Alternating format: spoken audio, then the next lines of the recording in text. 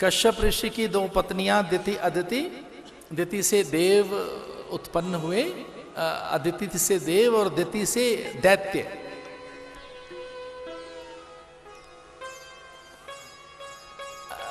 दोनों बहनें ही थी, दिति अदिति।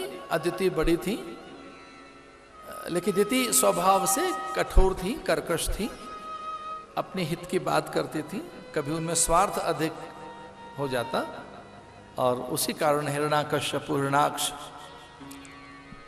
उनके गर्भ में आए। सब कुछ संकल्प का फल है। हमारा जैसा संकल्प होगा, जैसा हमारा विचार होगा, जैसी हमारी सोच होगी, हम जैसा सोचेंगे वैसा ही तो होता है। गर्भकाल में क्रोध करती रहती वो, हिंसा उनमें रहती थी, अपनी भगिनी के लिए द्वेष रहता था, इसी कारण उनके गर्भ में दैत्य आए। सत्यवती ने प्रार्थना की थी नारद से, महर्षि वेदव्यास से, कि हमारे यहाँ कोई वारिस नहीं, उत्तराधिकारी नहीं,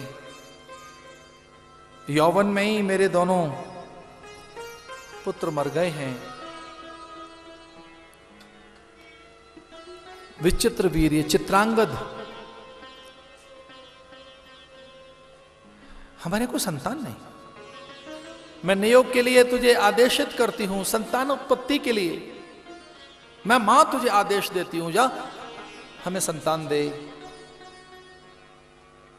मेरी दोनों बहुओं से तू इनका ज्येष्ठ भी है, और इनसे गंधर्व विवाह कुछ पल के लिए कर इन्हें संतान दे। आदेश हुआ मां का। महर्षि वेदव्यास ने अंबालिका और अंबिका को संतान देने का संकल्प कर लिया, लेकिन अंबिका तैयार नहीं थे। मां का आदेश मिला, सास ने कह तो दिया, लेकिन आंखें बंद कर ली, देखा नहीं, और असहमति, अस्वीकृति, अमान्यता, नहीं देखूंगी मैं वेदव्यास को, भले बेटा हो जाए। एक बेटा चाहिए ना, बेटा तो हो जाएगा, संतान चाहिए हो जाएगी, देखा नहीं, आंखें बंद कर ली। तो धतराष्ट्र पैदा हुआ, अंधा। दूसरी तो एकदम पीली सी हो गई, पीतवर्णा, ये इनसे मुझे संतान मिलेगी। तो पांडु पैदा हुआ। मां समझ गई थी सत्यवती, कहीं कुछ भूल हुई है इनसे। तो मां ने फिर प्रार्थना की बड़ी बहू से, छोटी से अंबालिका से कहा कि मैं आदेश करती हूं, समर्पित हो, उत्तम कोटि का हमें संतान चाहिए। कौन संभालेगा इस धरती को? एक तो अंधा हो गया धृतराष्ट्र, और ये पांडु रोगी है। मानी नहीं वो। बड़ी बहू से कहा तो वो ठीक है, मान गई बड़ी बहू ने ऐसा कहकर, और अपनी दासी को सुंदर से वस्त्र पहना दी, अपनी साड़ी पहना दी, अपना मुकुट पहना दिया,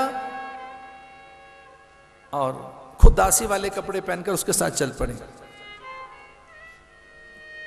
तो दासी ही चली गई रानी बनकर, और उसने समर्पित कर दिया संकल्प की सिद्धि के लिए। महर्षि वेदव्यास ने कहा कि अब वो संतान आएगी जो इस धरती पर श्रेष्ठ होगी, महान होगी, नीतिज्ञ होगी, धर्मज्ञ होगी। तो वो कौन पैदा हुआ? विदुर। तो दासी से विदुर पैदा हुए। गर्भकाल में आप जैसा सोचते हैं वैसा होता है।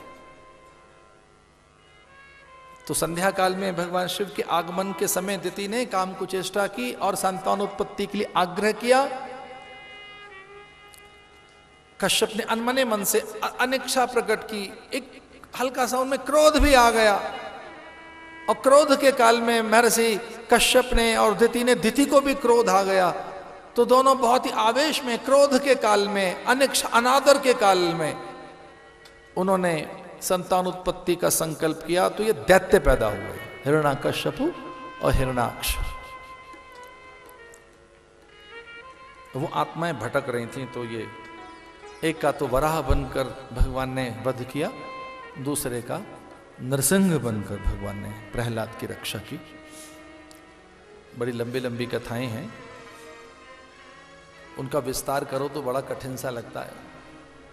पर हाँ, प्रहलाद का विश्वास, उसकी भक्ति, नारद ने उसे विश्वास दिया था, और उसी से भगवत प्राप्ति हो गई।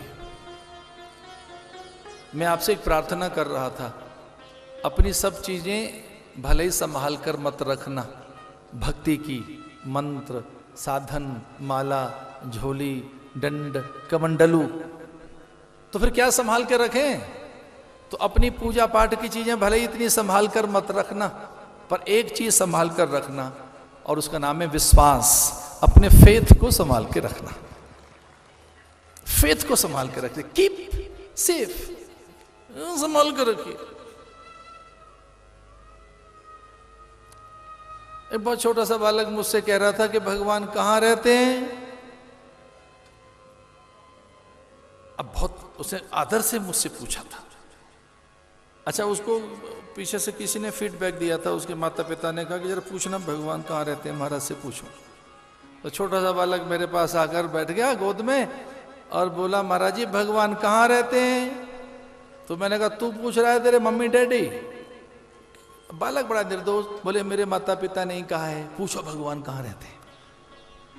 तो मैंने कहा फिर उनको जाके बता देना। बालक ने कहा भगवान कहाँ रहते हैं? मैंने कहा उनको जाकर कह देना भगवान हमारे विश्वास में रहते हैं, हमारे फेथ में रहते हैं। भगवान कहाँ है? फेथ में।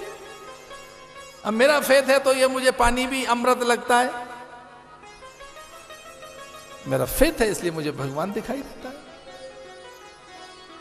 तो प्रहलाद को उसका फेथ संभाल के रखने के लिए कहा उनके गुरु ने, अपने फेथ को रखना, और तेरा फेथ पक्का है तो तुझे कोई कठिनाई नहीं होगी।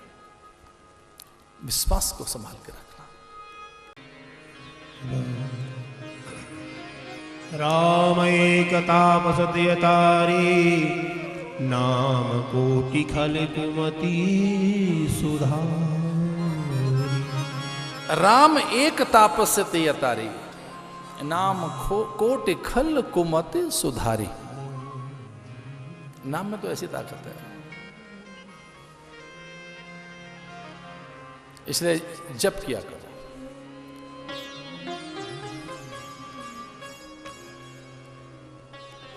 और कब और कैसे करें? तो चलते फिरते, खाते पीते, सोते, हर पल हर घड़ी आठों याम।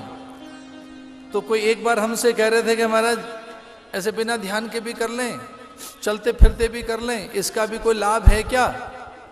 चलते फिरते और ऐसे ही बिना ध्यान के भी मंत्र जप लें, इसका कोई लाभ है क्या? मैंने कहा बिना ध्यान के और चलते फिरते तू गुड़ चाट के देख, और चलते फिरते गुड़ चाट के देखो मीठा लगता है कि नहीं। अच्छा, बिना ध्यान के गुड़ चाट के देखो मीठा लगता है कि नहीं। अच्छा, एक और बात, आप नींद में हो और सो रहे हो, अचानक कोई आपका मुंह खोल के गुड़ की एक डली रख दे आपकी, और आपकी आंख खुले, आप बेहोशी में थे, अच्छा आपको मीठा लगेगा कि नहीं?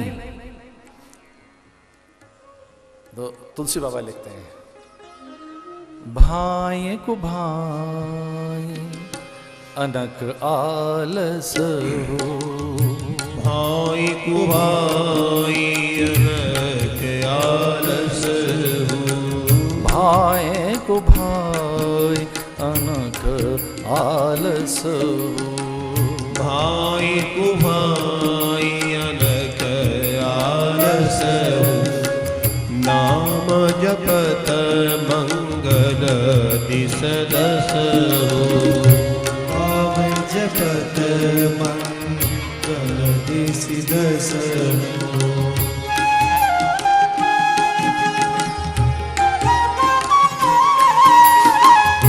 भाई को भाई अनक आलस हो, नाम जपत मंगल दिस दस हो, भाई को भाई अनक आलस हो, भाई को भाई अनक आलस हो, नाम जपत मंगल दिश दस हो, नाम जपत मंगल दिस दस हो, नाम जपत मंगल दिश दस हो, नाम जपत मंगल दिस दस हो।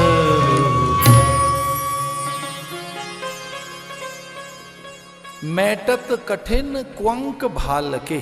महामंत्रुणि विषय ब्याल के, मैठत कठिन कुंक भाल की।